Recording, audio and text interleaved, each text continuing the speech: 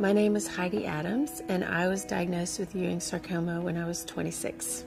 After you reach a certain age and know a little bit about cancer, it's natural to consider the possibility that you might not survive the disease. That definitely happened to me. When I was diagnosed, I felt shocked and cheated because I had to think about the possibility of dying. I felt that I had somehow crossed a line that none of my friends were even aware existed. It was a loss of innocence for sure. Even though I never really thought that I was going to die from this disease, I started exploring death and spirituality and afterlife. And the thing I came up with that ultimately provided a lot of comfort is that death is a part of life. We're all on this fatal adventure, and it's as natural to die as it is to breathe. When I was first diagnosed, the doctor said, "You have cancer." And I looked at my parents, and I was sort of waiting for the punchline, waiting for someone to laugh and be like, "Oh, no, just kidding." And I looked at my parents, and they're crying, and I'm like, "Oh, this is a big deal." And then my mom shouts out, "You're not gonna die!" And I was like, wait, I could die? You know, like it hadn't even occurred to me. You know, I've never really considered death.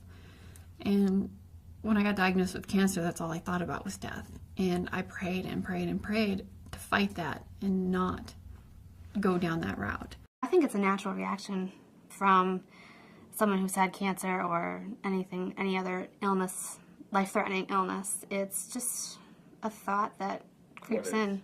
You know, my tumor has shrunk, but it's still kind of like everything's so uncertain. You know, I hear about people who look like they're doing great and feeling fine, and then a month later they're dead. You know, and I have to face that every day.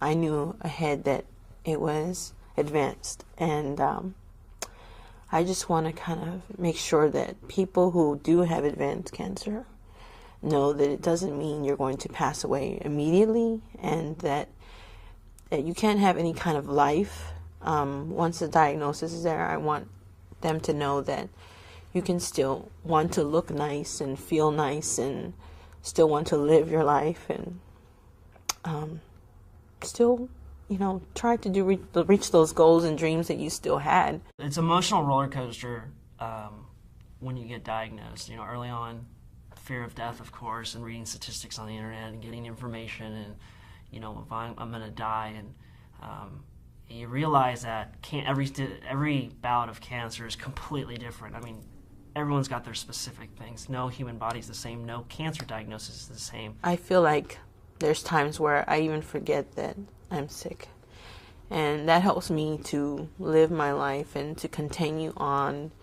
And I think that I need that strength to continue on, to continue living. It's a gift to really look at death as a way to awaken to life.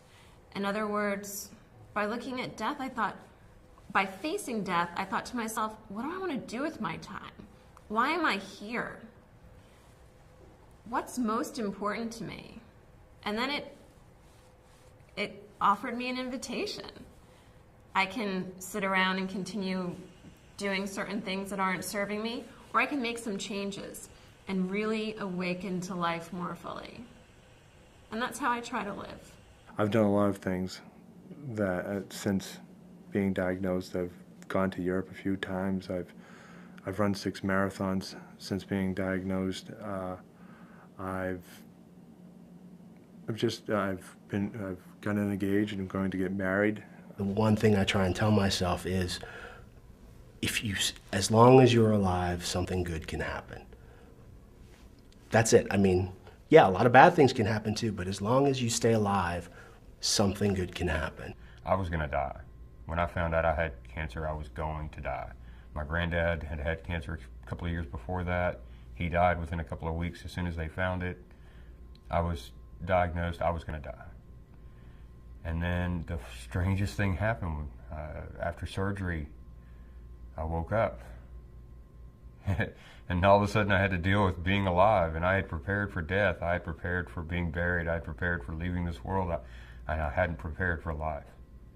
I had to wake up, and I had to get out of bed, and I still had to go on. Just appreciate every day. I mean, cancer itself may not kill you, you could get hit by a bus tomorrow. So don't take it as a life sentence. Don't take it as this is the end of my life, because it's not. In fact, it's probably just the beginning. Being forced to face death pushed me to put up the best fight I could during the course of my treatment. If you've been thinking about this too, don't be afraid. Talk to people, ask questions, read, and think about it. One way to demystify something and make it less scary is to throw the curtain back and really look at it. It doesn't mean you've given up, but it might just help you love and accept your life regardless of its length. If you're scared or have questions about death or dying, it's important you talk to your doctor or contact these cancer-related organizations for more information.